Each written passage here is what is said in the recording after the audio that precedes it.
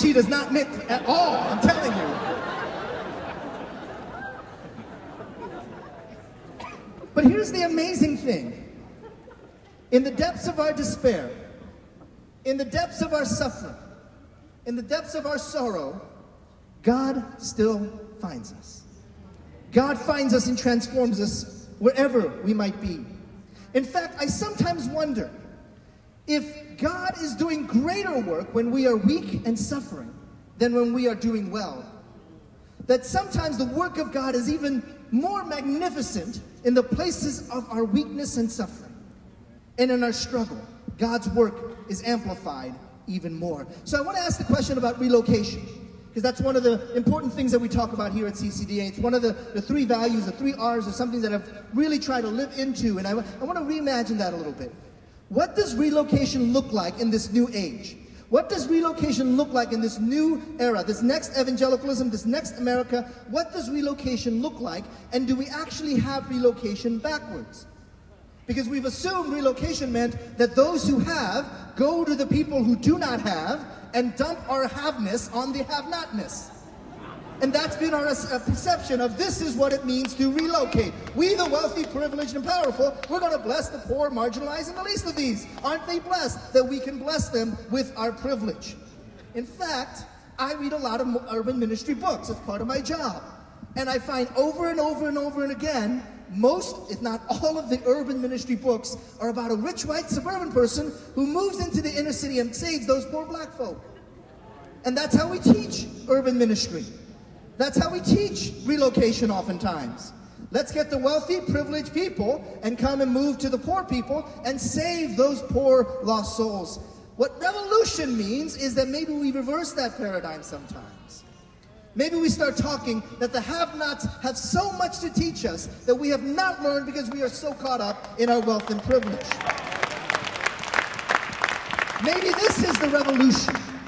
To not maintain that power dynamic of the wealthy and the affluent, the educated and the privileged over the unprivileged, over those who have not. But a revolution means we turn that completely upside down. It means giving up of that power rather than hanging on to that power. Now let me see if I can get a little more controversial. Don't mistake what I'm about to say. I absolutely believe in environmentalism. I absolutely believe in creation care. I am 100% behind the work that we need to do to be good stewards of creation and to care for the environment. However, let me raise this challenge. Social justice and concern for justice issues, which used to be taboo 40, 50 years ago by a larger evangelical movement, is now an in thing. And every church and their cousins are now talking about social justice. And it's become this buzzword. It's become a means to grow churches. It's become a means to make yourself feel good about yourself. So the phrase social justice, oftentimes, because it's such a politically correct thing now, and it's in vogue, we're losing the power of that phrase. I mean, even Walmart thinks they're green. That's what we've come to. So when we start talking about social justice, are we talking about the giving up of power that is needed in order for there to be true social justice? Again, I support the work that we do to save the environment and to care for God's creation. But I want to raise the question, why is there such a rush to get into the environmental justice movement by white evangelicals and staying away from racial justice by many white evangelicals? Because if you are jumping into the environmental movement and not into racial justice, guess what? You don't give up any power. In fact, there are some elements of environmental justice you can jump in and say, well, it's those Chinese people that really need to change their ways. It's those Indians, they're the ones that are really doing all this carbon mess-ups. And so now you've maintained the power. I'm asking, is there a cost to justice? For many, there is not that cost.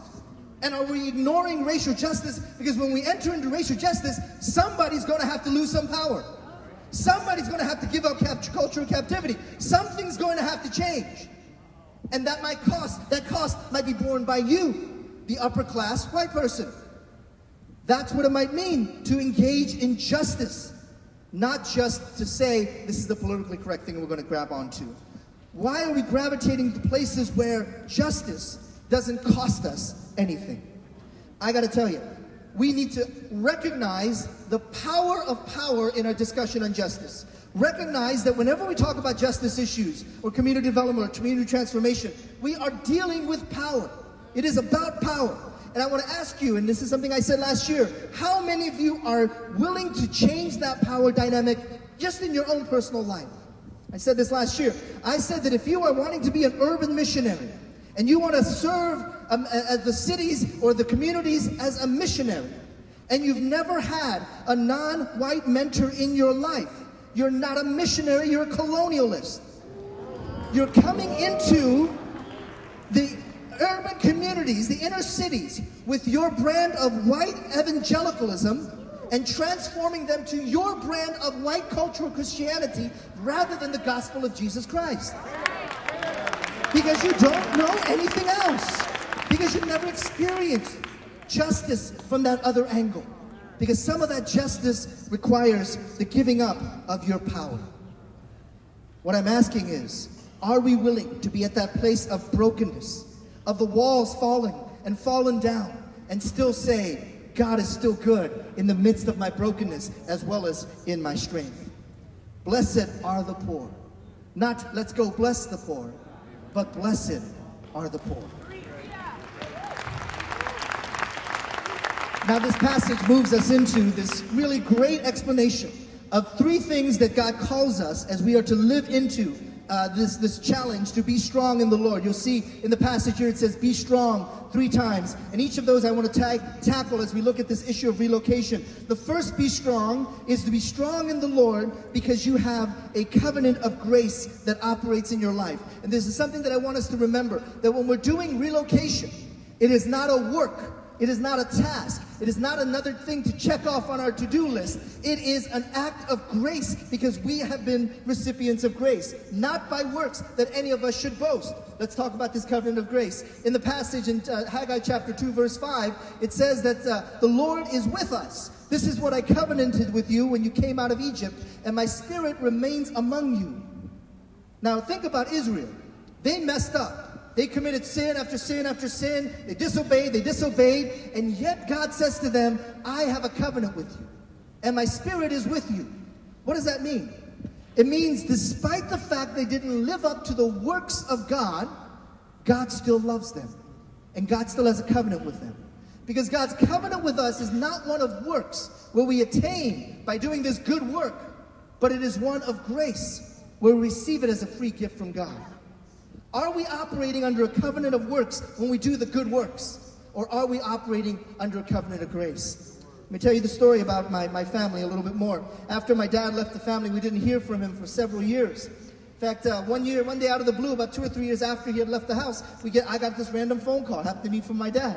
I pick up the phone and he starts talking to me, and I'm shocked because I hadn't heard from him in 2+ years. But then he starts asking me all these questions. He asks me about how I'm doing in school, what grades I'm getting. He asks me about Baroque music and Renaissance art. And I didn't know anything about this stuff. I said my favorite Renaissance artist was Picasso. What do I know? But I'm going on and on in this conversation. And the message that I heard from my earthly father on that day is, unless you do these things, you don't deserve my love. Unless you get straight A's in school, unless you know all this information, unless you make me proud of you or do all these good things, then I won't love you. And that's the message that my 11-year-old mind learned on that day. Now what we do with those things, we internalize those things. We internalize those messages because that message from our earthly father is so strong, and I started living into that. So I started getting A's in school. I started doing well. I started doing the best that I can so that I could earn my father's love. Now I became a Christian, and that paradigm still spilled over into my spiritual life. And now, instead of trying to please my earthly father with good grades and being involved in clubs and trying to do all these good things, now I try to do good works for my spiritual father.